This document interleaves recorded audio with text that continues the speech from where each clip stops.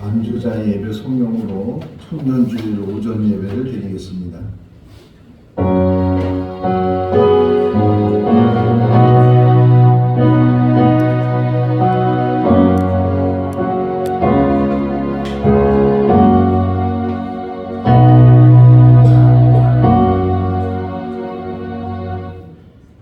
여호와를 경외하며 그의 길을 걷는 자마다 복이 있도다.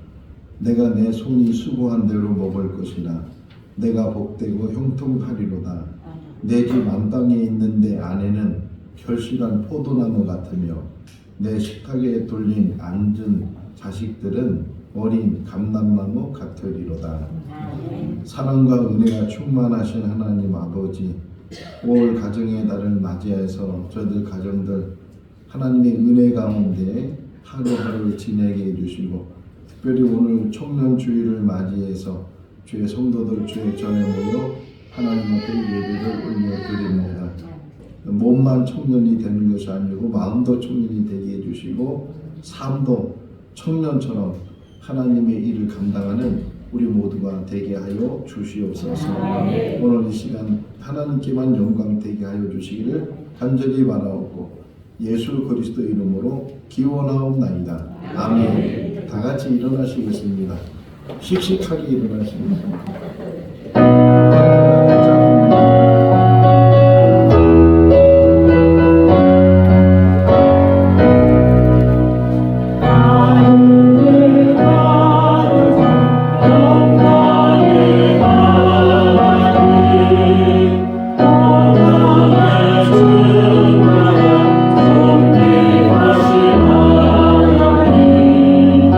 생명과 길주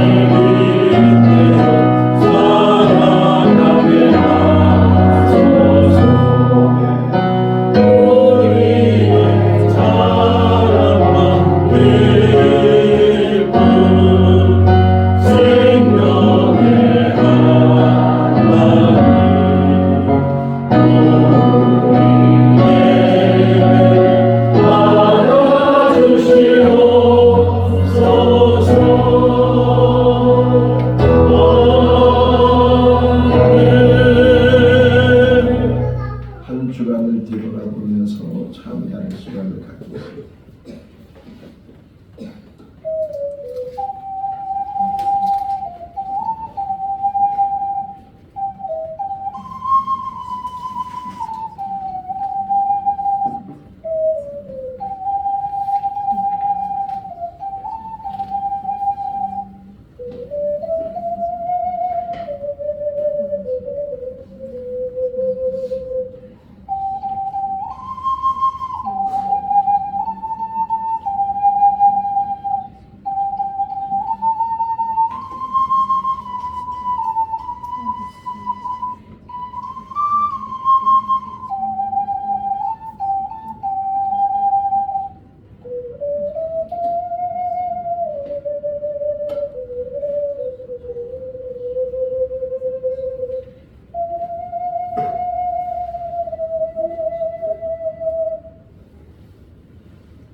사랑이 많으신 하나님 아버지, 오늘도 주님의 은혜 가운데 살게 하시고 거룩한 날 주의 전에 나와 예배하며 우리의 모습을 다시금 뒤돌아봅니다. 한 주간의 삶을 살면서도 때로는 하나님 앞에 바로 서지 못하고 마음과 말과 행함에 있어서 바르지 못했던 우리의 모습들이 보입니다. 오늘 이 시간도 그 모든 허물들을 다 십자가 밑에 내려놓기를 원합니다. 우리를 씻겨주시고 새롭게 하여 주시고 깨끗게 하여 주시옵소서. 하나님께서는 거룩하신 분이기 때문에 거룩함으로 하나님 앞에 나가야 될 줄로 믿습니다. 우리 힘으로는 감당할 수 없사오니 예수 그리스도의 보혈로 우리의 모든 악함을 씻어주시고 죄를 씻어주시고 새로워지게 하여 주셔서 한 걸음도 하나님 앞에 나가는 귀한 시간이 되게 하여 주시옵소서. 예수님의 이름으로 기도하옵나이다. 아멘. 사도신경으로 신앙을 고백합니다. 나는 전능하신 아버지 하나님 천지의 창조주를 믿습니다. 나는 그의 유일하신 아들 우리 주 예수 그리스도를 믿습니다. 그는 성령으로 잉태되어 동정녀 마리아에게서 나시고 본디오 빌라도에게 고난을 받아 십자가에 못 박혀 죽으시고 장사된 지 사흘 만에 죽은 자 가운데서 다시 살아나셨으며 하늘에 오르시어 전능하신 아버지 하나님 우편에 앉아 계시다가 거기로부터 살아있는 자와 죽은 자를 심판하러 오십니다. 나는 성령을 믿으며 거룩한 공교회와 성도의 교제와 죄를 용서받는 것과 몸의 부활과 영생을 믿습니다. 아멘. 자리에 앉으시겠습니다. 찬송가 199장입니다.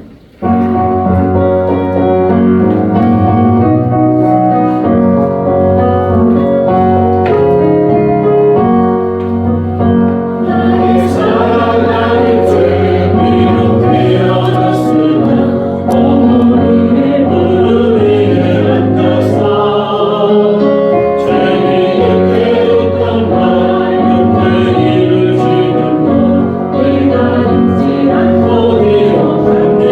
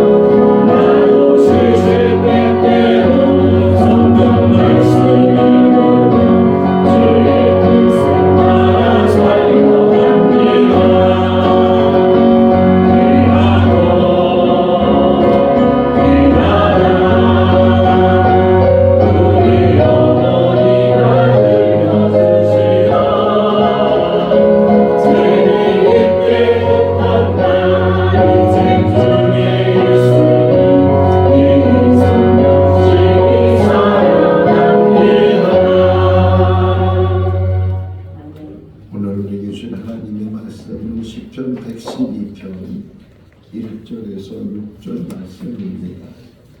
다시 듣고 김보희 목사님 기도하시겠습니다.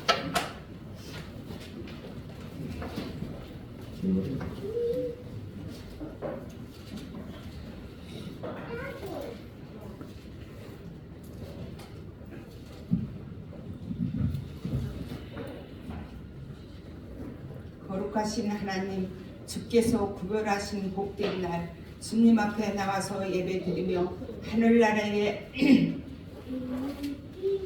시민을 기쁨을 맛보게 하여 주시니 감사합니다. 여기에 모인 심령들이 오직 주님만을 향하게 하시고 감사와 찬양으로 주님을 경배하게 하옵소서.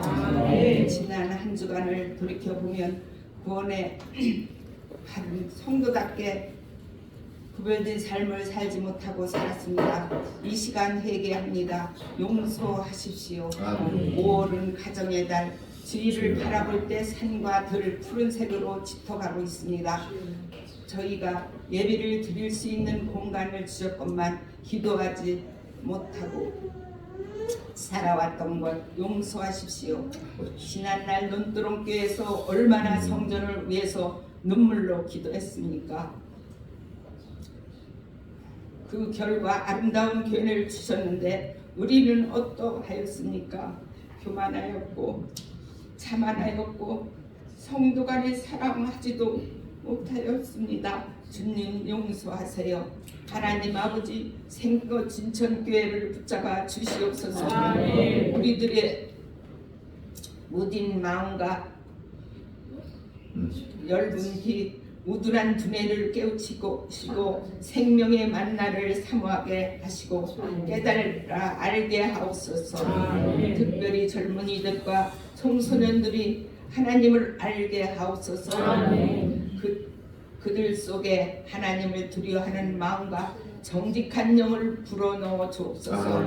하나님 우리 교회에 세우신 일꾼들에게 지혜로운 마음과 충성된 마음을 주셔서 열심히 봉사하게 하시고 대언자로 세우신 목사님께 능력을 더하셔서 오늘도 하늘의 신령한 은혜와 비밀을 증거케 주옵소서. 거룩하신 예수님의 이름으로 기도드립니다.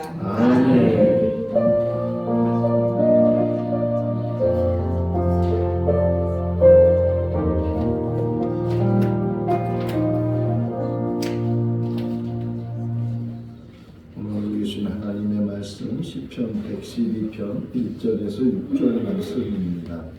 구약성경 886조 시편 112편 1절에서 6절 한 절씩 교독하겠습니다. 할렐루야. 여호와를 경외하며 그의 계명을 크게 즐거워하는 자는 복이 있도다.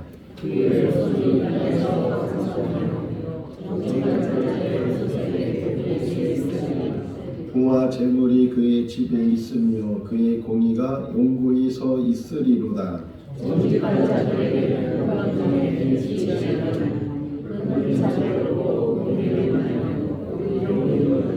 은혜를 베풀며 부어주는 자는 잘 되나니 그 일을 정의로 행하리로다.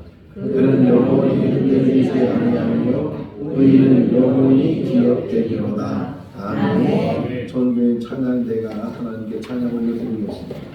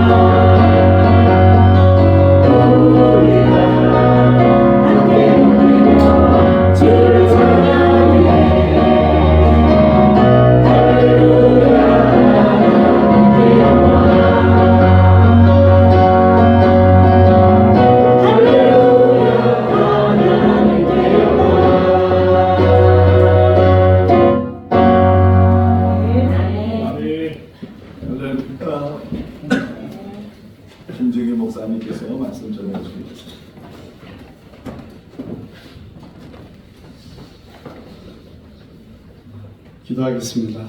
사랑의 주님, 5월의 가정의 달을 지나면서 오늘은 특별히 스승의 날과 또 청년 주일로 보내게 하시니 참 감사합니다. 생각진철교회의 새벽 같은 우리 청년들이 살아나갈 때마다 그 앞날을 지켜주시고 평생 하나님만 경외하는 믿음의 생활 잘할 수 있도록 인도하여 주시옵소서.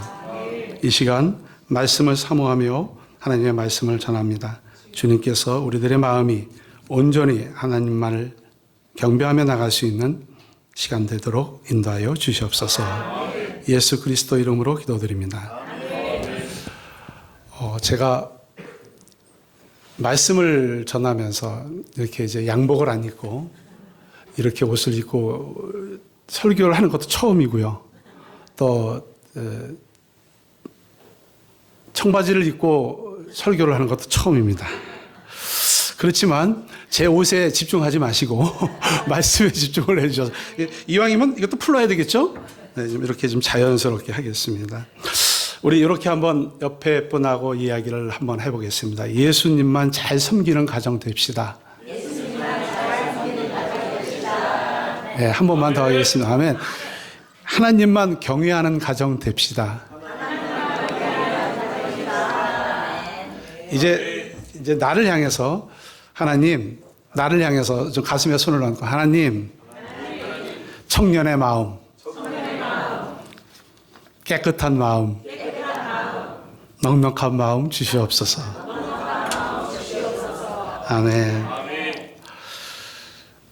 오늘 하나님의 말씀은 어떻게 하면 하나님을 경외할 때에 우리 가정이 풍성한, 또한 우리 자녀들이 강성하고 복을 받을 수 있을까?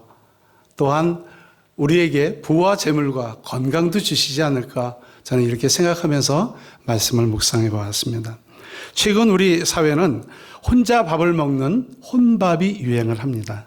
식당에도 2인석, 4인석이 있지만 혼자 밥을 먹는 그런 1인 식탁도 요즘은 많이 이렇게 준비가 돼 있어서 눈치 안 보고, 옛날에는 혼자 가서 밥을 먹으면 좀 이상하게 생각했었던 시절도 있었습니다. 그렇죠?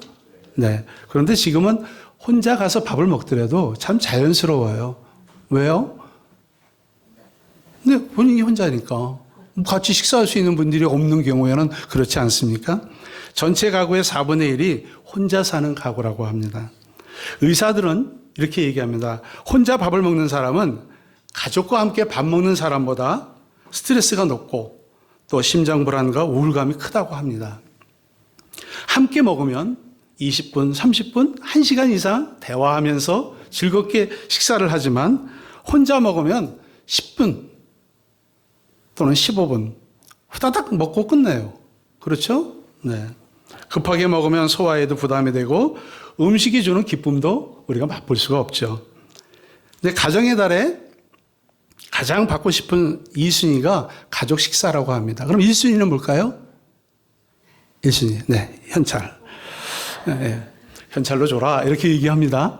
또 요즘은 그 아이들에게도 또 어떤 걸 사줘야 될지 몰라서 부모 너희들이 필요한 걸 사줘라. 이렇게 얘기하면서 또 현찰을 주기도 합니다. 3위는 가족 여행이라고 합니다. 우리가 무엇인가를 먹는 시간은 인간의 가장 기본적인 욕구를 채우는 그러한 시간들입니다. 우리들 삶 속에서 오래간만에 친구를 만나거나 또는 전화를 하면서 이렇게 합니다. 우리 한번 만나서 밥 먹자. 이게 늘 우리 생활의 일상적인 이야기입니다. 그러면서 또 밥은 또 안 사줘요. 네, 그렇지만 그렇게 이야기를 합니다. 그리고 또 우리 어머니들께서는 어때요? 우리 자녀들 또 손주들이 오면 애써서 음식을 맛있게 만들어서 한 끼라도 더 좋은 음식 먹이려고 참 부지런히 그렇게 부엌에서 일을 하시는 것을 봅니다. 왜 그렇습니까? 함께 먹는 자리에서 마음이 열리고 정서적으로 유익한 호르몬이 많이 생성되기 때문입니다. 함께 식사하는 사람들 사이에 친밀감이 높아지기 때문에 그렇죠. 예수님도 많은 이들과 함께 떡을 떼면서 음식 나누기를 즐겨하셨습니다. 4,000명, 5,000명에게 오병이어의 기적을 행하시는 것도 먹는 음식에서 나오셨습니다. 기도는 홀로 한적한 곳에 가서 하셨지만 음식을 나눌 때는 같이 나눴습니다. 우리 많은 성화 그림 중에서 많이 걸려있는 것이 예수님의 모습이기도 하지만 최후의 만찬이라는 그림 보셨습니까? 예, 뭡니까 만찬이? 함께 식사하는 거잖아요.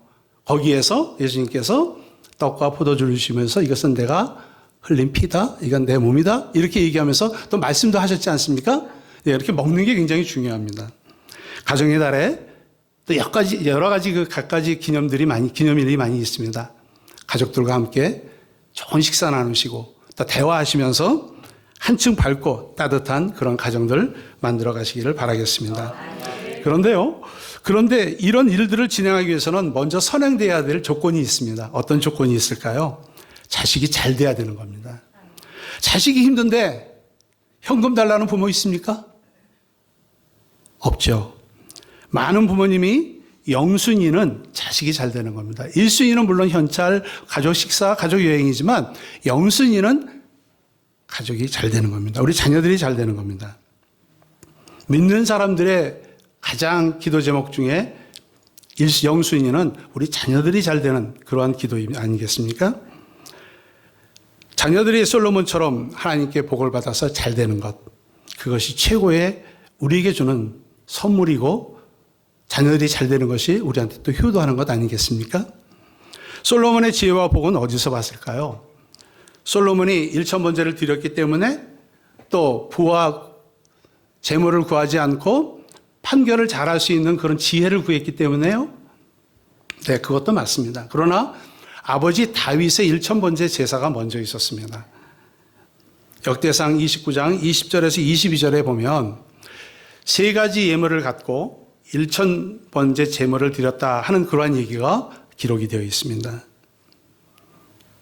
다윗은 솔로몬을 세울 때 기도하면서 앞으로 이 솔로몬이 계속 이스라엘의 왕으로서 또 그 후손들이 잘 되기를 바라는 마음에 그렇게 1,000번제를 드렸습니다. 참 좋은 아버지인 것 같아요. 자녀를 위해서 1,000번제 제사를 드릴 수 있는 그런 넉넉한 마음들. 솔로몬은 그 믿음을 보았고 하나님의 지혜를 받아서 역사에 남는 왕이 되었습니다. 자녀가 잘 되기를 바라는 그 마음은 모든 부모는 다 똑같습니다. 그러나 그 영순이의 선물을 가능케 하는 것은 부모의 믿음의 유산 아니겠습니까? 자녀들에게 줄 수 있는 가장 큰 선물은 신앙의 본을 보이는 삶입니다. 여호와를 경외하는 삶이겠죠.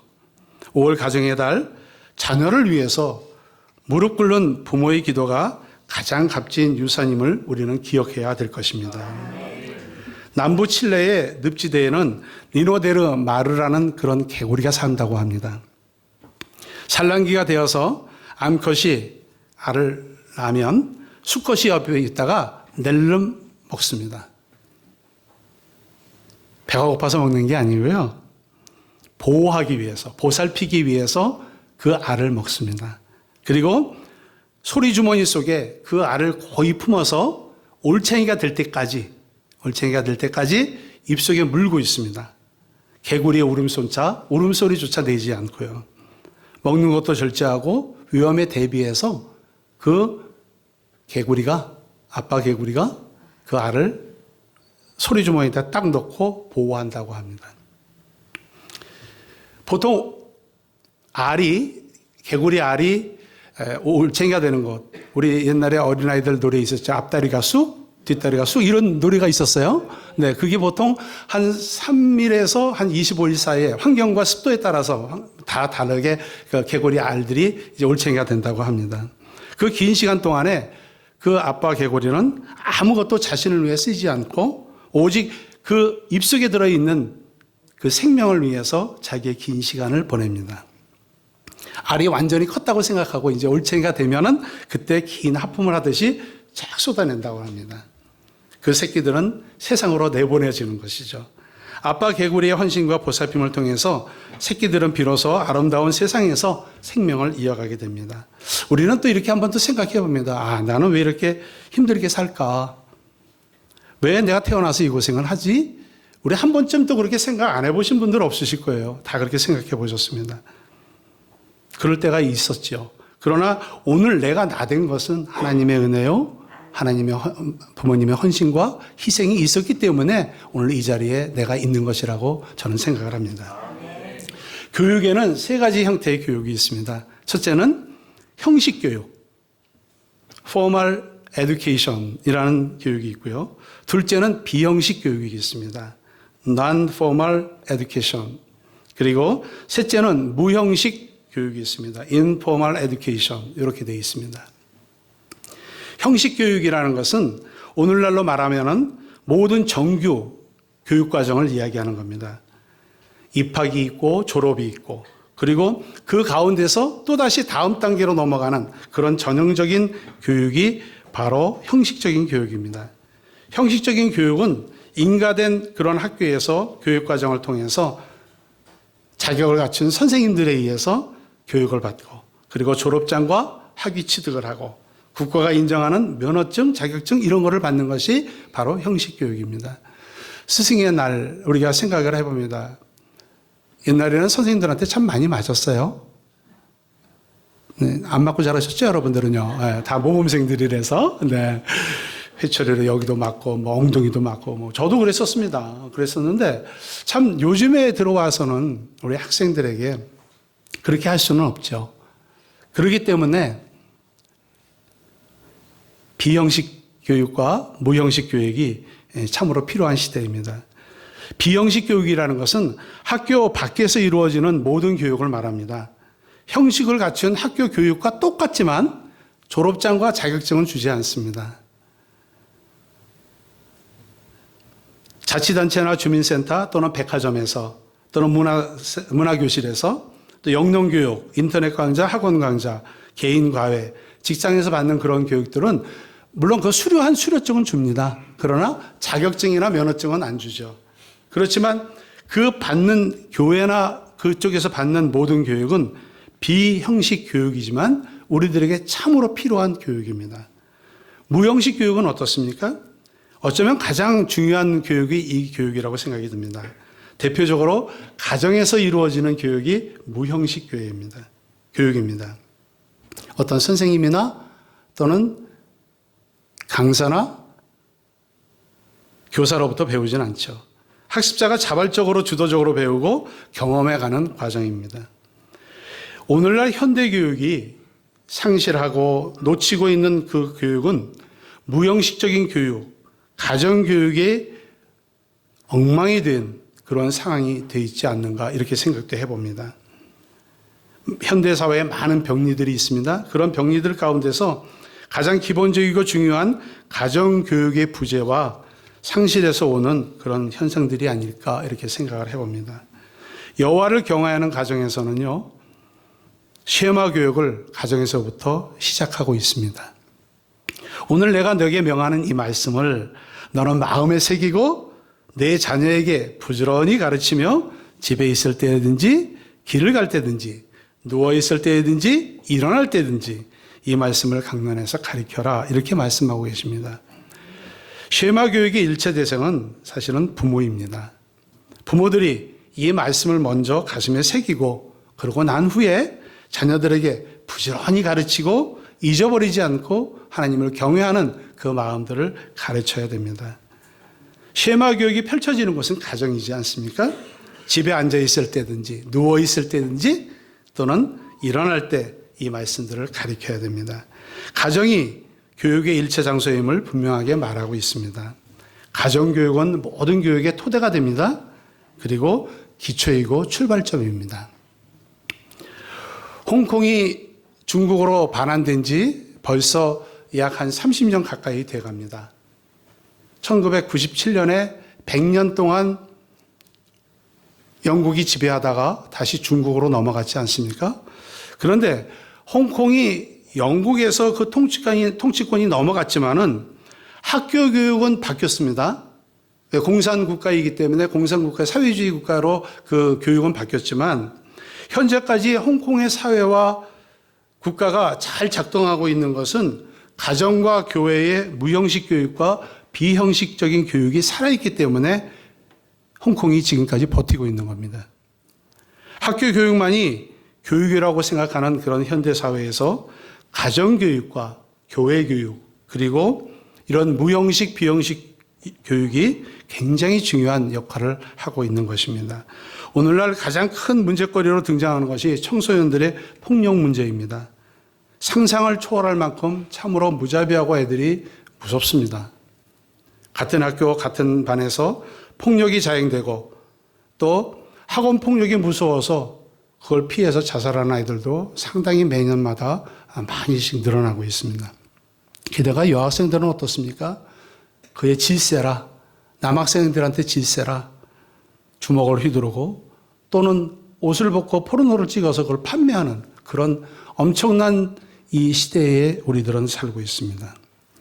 참으로 영화에서나 볼 만한 그런 사건들이 현실화되고 있습니다. 마약을 사용하고 가출하는 청소년들이 늘어나고 그런 것이 왜 문제가 되는가 우리는 한 번쯤 생각해 볼 필요가 있습니다. 근본적인 이유가 어디 있을까? 결손 가정이 또 너무 많습니다. 부모들은 자녀들 키우기 어려우니까 할아버지 할머니한테 보내고 조선 가정이라고 그러죠. 그리고 또 어머니가 안 계신 가정, 또 아빠가 안 계신 가정, 그런 한부모 가정들도 얼마나 많은지 모르겠습니다. 제가 알고 있는 권사님이 한번 그런 얘기를 하시더라고요. 그분이 여주에 사셔요. 그 아들이 여주에 삽니다. 미국에서 들어와서 거기서 이제 여주에서 사업을 하고 있는데 그 자녀가 한 번은 학교 갔다 와서 이런 얘기를 하더랍니다. 아빠, 엄마, 나는 너무 행복해요. 왜 행복한데? 우리 반에요. 아빠, 엄마 없는 가정이 너무 많아요. 나는 아빠, 엄마가 있어서 너무너무 행복해요. 이런 얘기를 했다고 저한테 얘기를 했었습니다. 그런 얘기를 들어보면서 우리 가정의 소중함이 얼마나 소중한 것인지. 이 가정은 참으로 유리병과 똑같습니다. 유리는 어떻습니까? 손에 들고 보호하지 않으면 놓치면 깨져버리지 않습니까? 깨져버리면 다시 붙일 수가 없습니다. 그만큼 가정이 소중한데요. 그런 가정이 성경에서 어떻게 우리에게 이야기하고 있는가. 오늘 여러분들께서 읽으신 시편 112편 1절에서 6절 그 앞에 111편 10절에 있는 말씀에도 그런 말씀이 있습니다. 여호와를 경외하고 지혜를 아는 것이 근본이라고, 여호와를 아는 것이 지혜이고 근본이라고 그렇게 써 있습니다. 그리고 거기에 또 뭐라고 써 있습니까? 그렇게 사는 사람은 지혜롭게 산다. 그렇게 말씀이 거기 적혀 있어요. 말씀을 경외하는 사람들은. 교육은 근본적으로 우리 부모가 감당을 해야 됩니다. 썬다싱은 어머니의 가슴은 나의 신학교였다. 이렇게 얘기를 합니다. 임마누엘 칸트는 나는 우리 어머니를 영원히 잊을 수가 없습니다. 나의 어머니는 나에게 하나님을 알게 하셨고 선에 대해서 알게 하셨다. 이렇게 얘기를 합니다. 허버트라는 그 목사님은 100명의 교사보다 한 사람의 어머니가 낫다. 이렇게 얘기합니다. 스펄전은 가정에서 성경 읽는 소리가 기도 소리가 끝이는 그런 가정은 화가 있을 거다. 이렇게 얘기를 했다고 합니다. 링컨 대통령은 취임 시에 낡은 성경책을 들고 어머니가 주신 이 성경책은 오늘날 나를 만들었습니다. 이렇게 얘기를 했다고 합니다. 페스탈로치 교육자죠. 가정은 도덕을 위한 학교다. 이렇게 얘기를 했습니다. 이 모두는 가정에서의 부모의 역할이 그만큼 크다는 얘기입니다. 자녀들을 기르고 교육하는 주체가 해당이 아닙니다. 학교도 사회도 아니죠.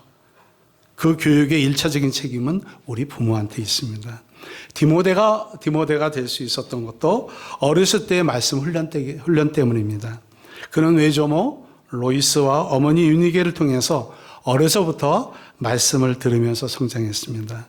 여호와를 경외하는 가정은 오직 주의 행계로 양육하는 가정입니다. 찬송가 199장 순서에 있어서 찬양하셨죠? 네. 그 찬양은 세계적인 부흥 집회 때 즉석에서 작사 작곡된 그러한 찬양입니다. 1893년에 윌리엄스 목사님과 찰스 틸만 목사님이 설교와 찬양 사역으로 한 팀을 이루면서 6,000명 이상 모인 그 대집회에서 찬송으로 증거하고 말씀으로 증거하는 집회를 이끌었습니다.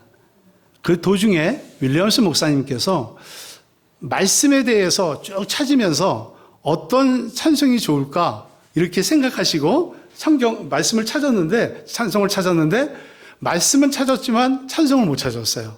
그래서 함께 사역하던 그 틸만 목사님에게, 내가 말씀은 찾았는데 찬송은 못 찾았습니다. 찬송 좀 찾아주세요. 이렇게 얘기를 했더니 그 틸만 목사님이 목사님 작사 한번 해보시죠. 이렇게 얘기를 했다고 합니다.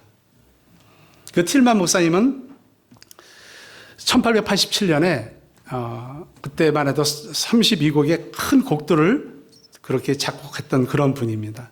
이제 목사님이 윌리엄스 목사님이 그 말씀을 듣고 가만히 묵상을 하면서 어머니가 물려주셨던 그 성경책을 이렇게 놓고 성경을 바라보았습니다. 작사를 하라고 그러는데 어떻게 작사를 해야 될까?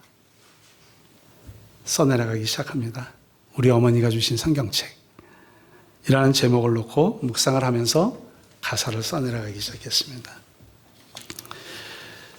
이래서 탄생한 가사가 틸만 목사님이 곡을 붙여서 그날 집회에서 불렀습니다. 우리나라에서는 1931년에 신정찬송가를 편집할 때 번역해서 찬송가에 실었고 성도들이 찬송할 때마다 감동과 은혜를 받습니다. 세상의 노래는 유행을 타지요. 오늘 이경래 전사님이 찬양하시면서 아까 말씀하셨습니다. 그래, 맞아. 세상의 노래는 유행을 탑니다. 또 노래가 잊혀집니다. 그런데 하나님께 드리는 찬양은 140년, 150년이 지나도 언제나 변함없이 하나님 앞에 영광 돌릴 수 있는 그런 찬양입니다. 199장 1절만 한번 불러보겠습니다. 저도 좋아하는 찬양입니다. 아마 여러분들께서도 좋아하실 겁니다. 나의 사랑하는 책.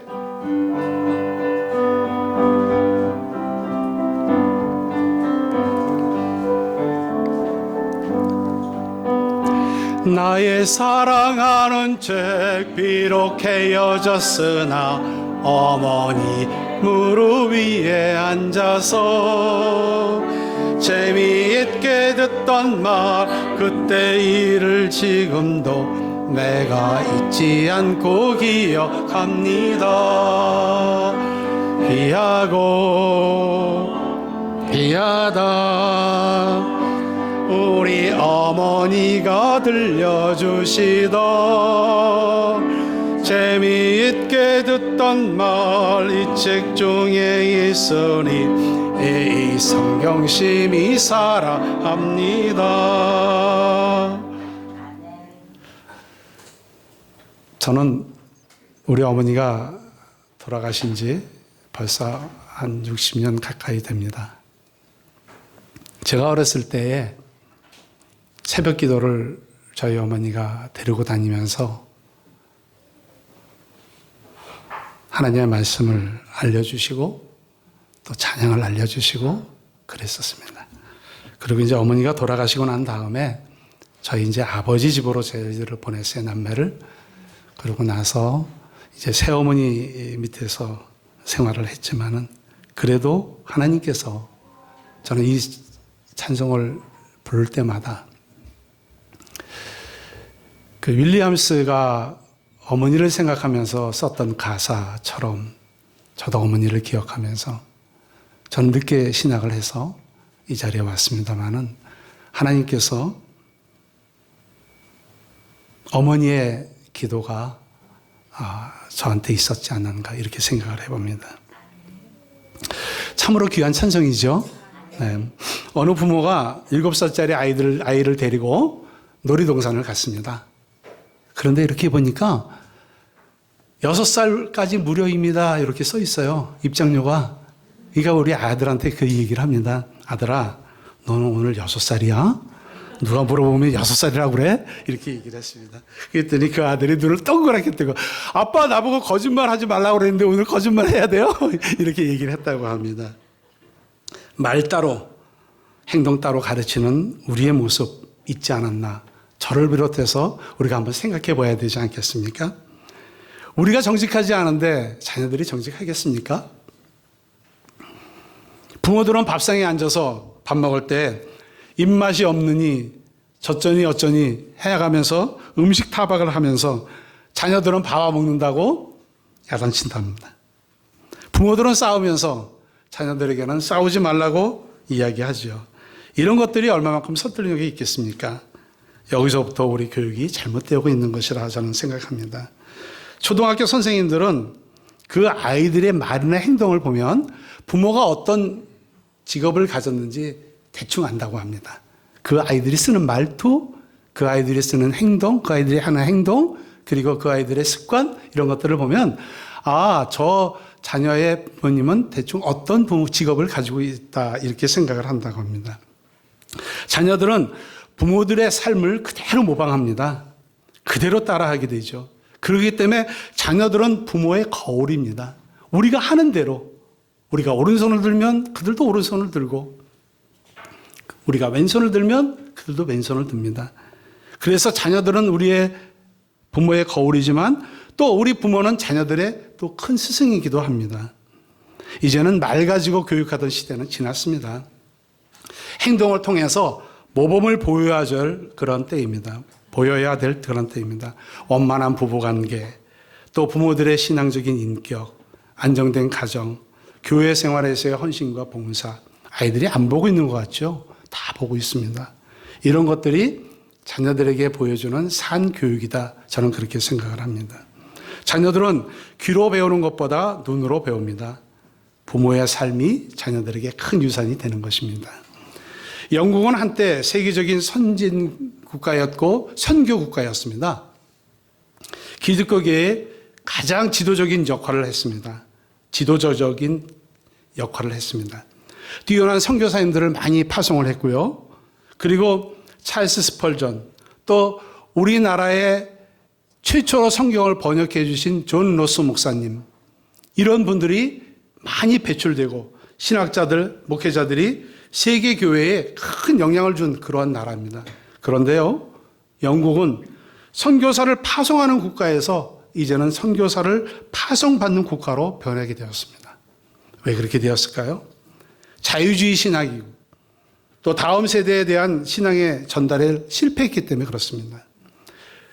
참으로 우리에게 타산지석이라 아니 할 수가 없습니다.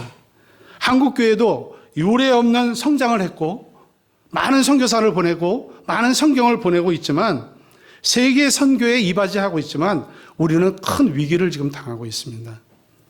국가적으로 인구 절벽이라는 그런 거대한 파도가 밀려오고 있죠. 그리고 주일학교 학생들이 급감하고 있습니다. 교회마다 주일학교 학생들이 없습니다.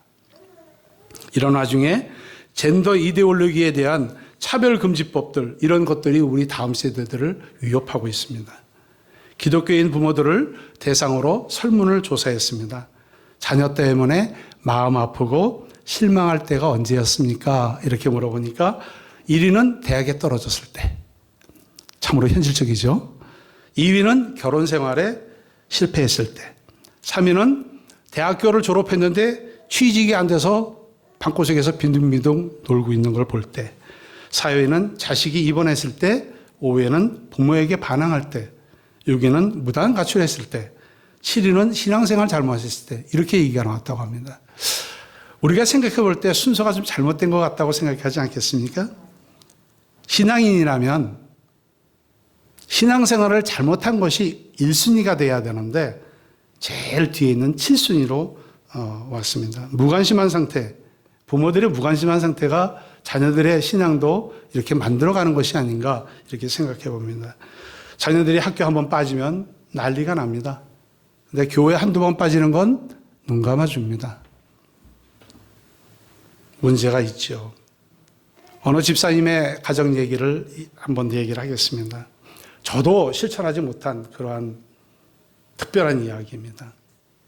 여러분, 과외를 시킬 때, 선생님들 과외 시킬 때 보통 국어, 영어, 수학, 또 걔가 잘 못하는 과목들, 이런 거 과목들 과외 시키죠? 과외 안 시켜보셨어요? 예. 그래요? 과외 안 시켜보셨어요? 우와, 멋진 가정이네요. 고맙습니다. 대개 이제 실력이 모자르면 학원도 보내지 않습니까? 제가 이제 과외라고 얘기했으니까 학원은 보내시죠? 네. 어렸을 때 피아노 학원도 보냈고, 바이올린 학원도 보냈고, 발레 학원도 보냈고, 다 보냈습니다. 그런데요, 이 가정은 일주일에 한 번 하나님 교회에 와서 공과 공부하는, 그것도 15분 내지 20분밖에 안 되는 그 공과 공부 가지고는 하나님 말씀을 배우는 것이 너무도 적다 해서 성경 과외를 시킨 가정이 있습니다. 전도사님을 모셔다가 성경을 일주일에 2번 말씀을 가르친다는 겁니다. 참 귀한 가정이죠. 아무도 상상할 수 없었던 그런 교육인 것 같습니다. 우리는 하나님의 말씀을 많이 안다고 하지만 아이들도 많이 안다고 생각을 하죠.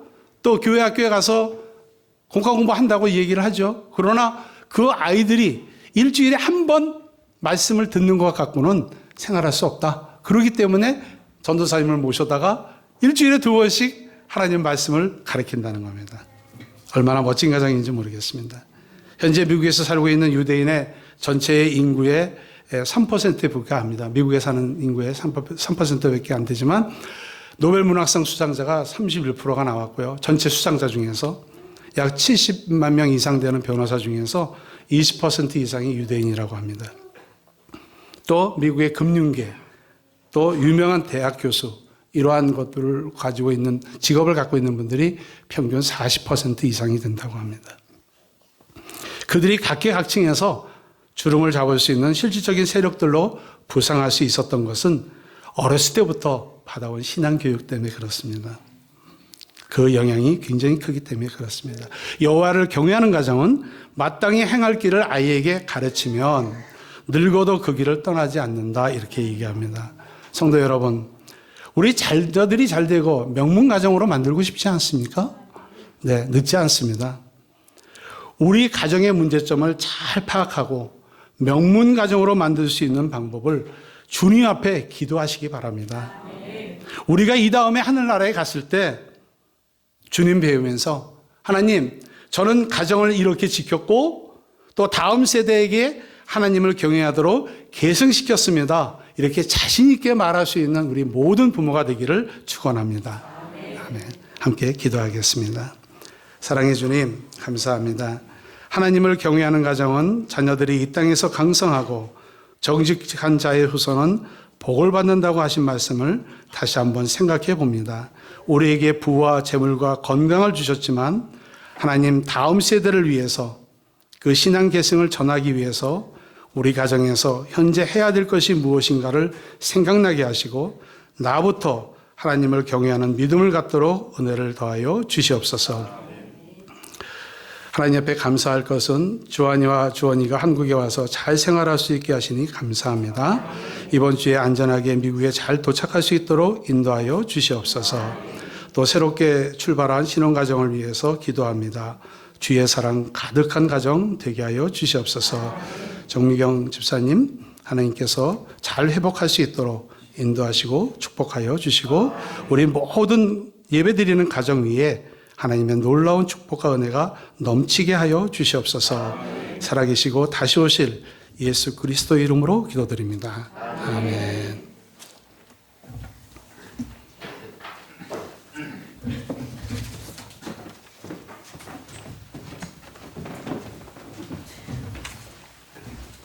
찬송하시겠습니다. 찬송가 559장 하시면서 봉헌하시겠습니다.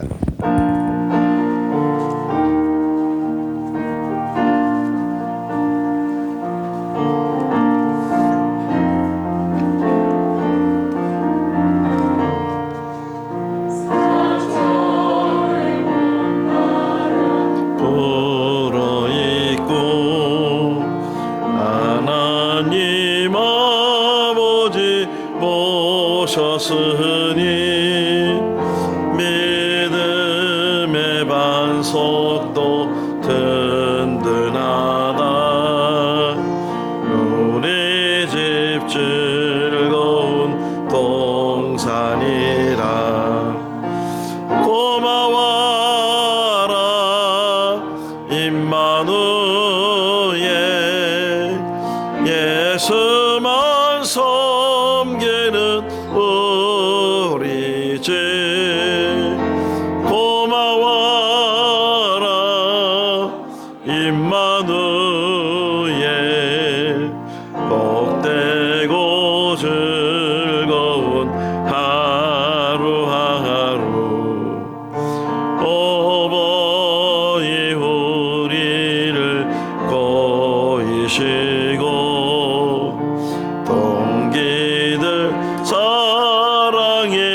능처 있고 기쁨과 소름도 같이 하니 한간에 저가도 천국이라 고마워라 임마누엘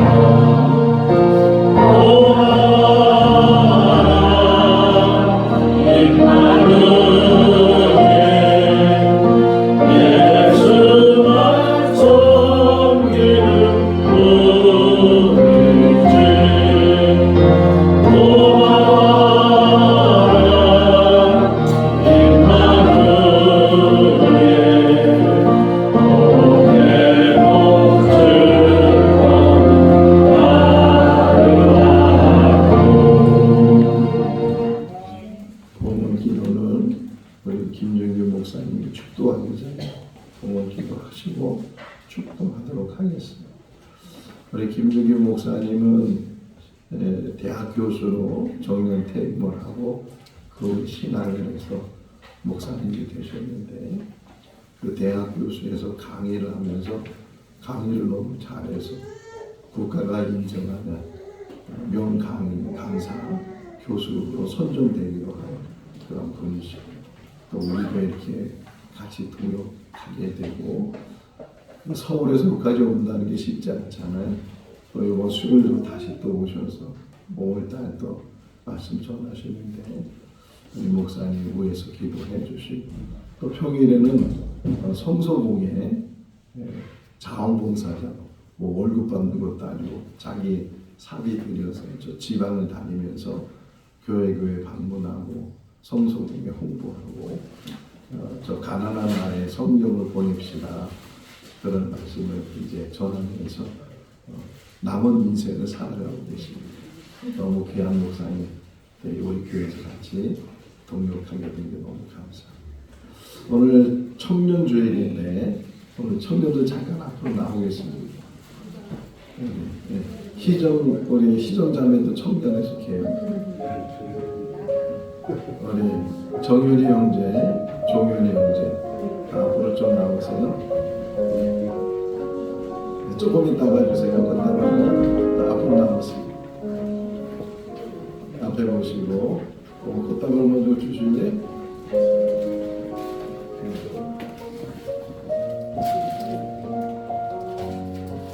꽃다발 먼저 받으시고 우리 교회의 미래를 기도하겠습니다.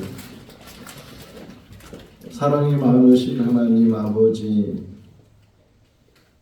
하나님의 교회가 든든히 서가기 위해서는 자녀들이 신앙의 계승을 해야 되고 또 청년들이 교회의 일꾼이 되어야 되는 줄로 믿습니다.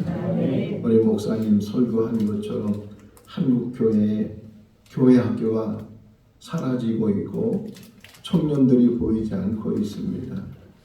하나님 아버지 회복의 은혜가 있게 해주시고 뭐가 중요한지 어떤 일을 해야 되는지를 우리 교회와 성도들이 깨닫게 하여 주시옵소서.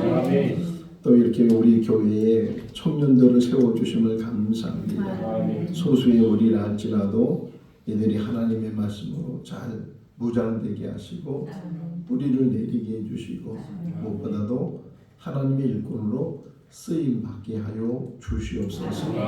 말씀 붙들게 해주시고 그 마음에 하나님을 사랑하는 그 깊은 마음이 있게 해주셔서 이들이 장차 하나님 나라의 좋은 일꾼으로 부름받게 해주시고 일하게 하여 주시옵소서. 기름 부어 주시옵소서. 머리끝에서 발끝까지 성령으로 충만하게 해주시고 자신감을 주시고 담대함을 주시고 하나님을 위해서 헌신하고 또 하나님을 위해서 일할 수 있는 다짐이 있게 하여 주시옵소서. 축복해 주시기를 간절히 바라옵고 예수 그리스도 이름으로 기도하옵나이다. 우리 청년 주일은 네? 네? 조금 있다가 그래 감사해요. 그래 우리 김주영 전도사님이 우리 청년들한테 선물을 하고 싶다고 그래서 기프트 카드를 준비를 했습니다. 대신 제가 전달합니다. 전달 나오세요.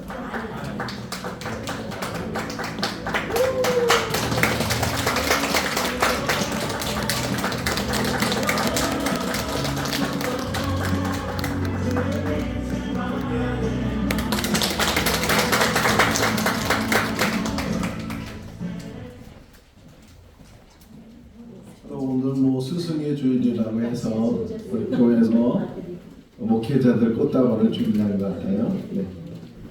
목사님 앞으로 나오시죠. 다 나와야 돼. 정 목사님 나와야 돼.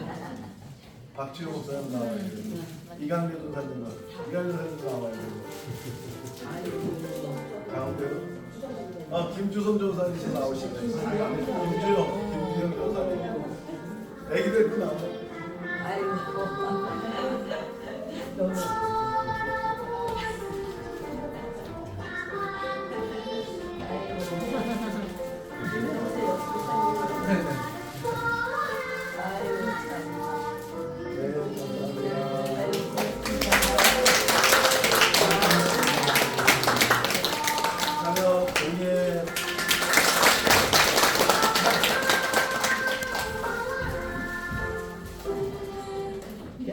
나 이제까지 목회하면서 처음 받아봐요.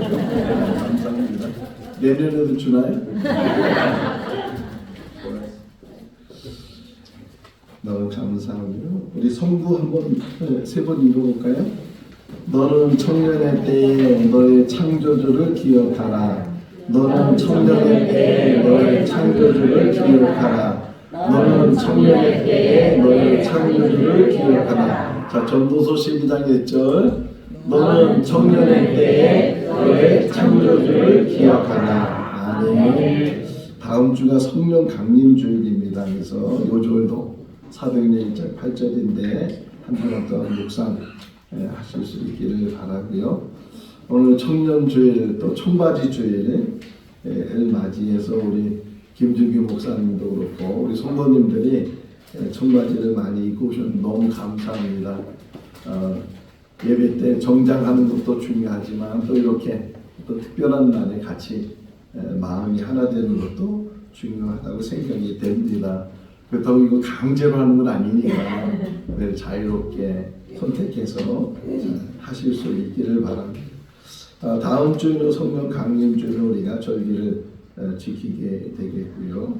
또 가정의 달입니다. 더 화목한 가정을 우리가 세워나갈 수 있기를 바라고 목요 성경 공부는 2주간 휴강을 하게 됩니다. 6월 달부터 다시 성경 공부가 있겠고 원래 목회 계획에는 5월 29일이 어르신들 나들이 예정으로 되어 있는데 봄에 가는 것보다 가을에 가는 게 좋을 것 같아서 다음으로 연기하도록 하겠습니다.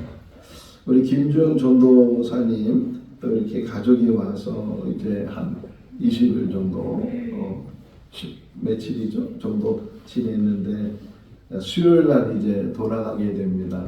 수요일 날 가게 되는데 직항이 없어서 3번 비행기를 타야 되는데 애기들이 비행기 타고 막 울고 막 그러니까 부모들이 아주 힘들게 왔는데 다시 미국 갈 때 잘 갈 수 있도록 위해서 기도를 해 주시고, 특별히 우리 주한이 이 건강한 모습으로 와서 우리 같이 만났는데 앞으로도 더 건강할 수 있도록 항암 치료에 의해서 또 하나님이 우리 주한이 생명을 붙들어 주셔서 암은 완치가 됐어요.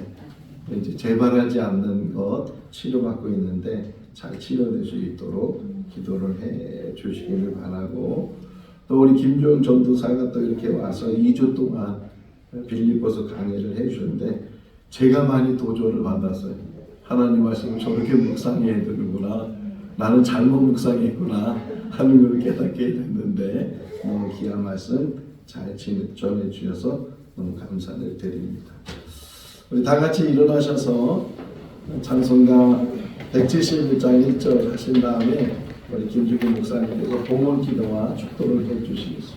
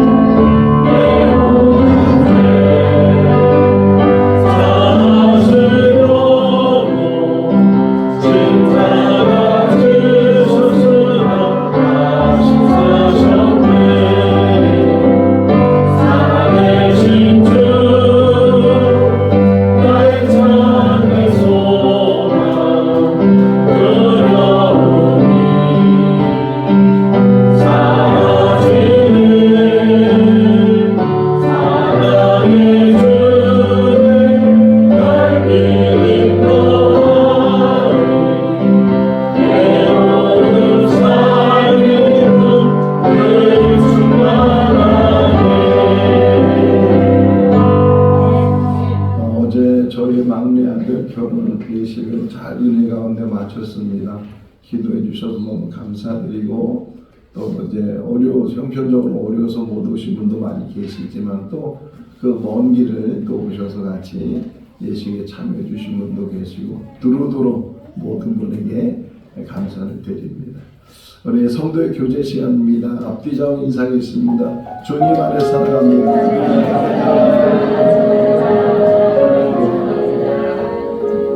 우리 김주기 목사님 나오셔서 기도해 주시면 축복하겠습니다.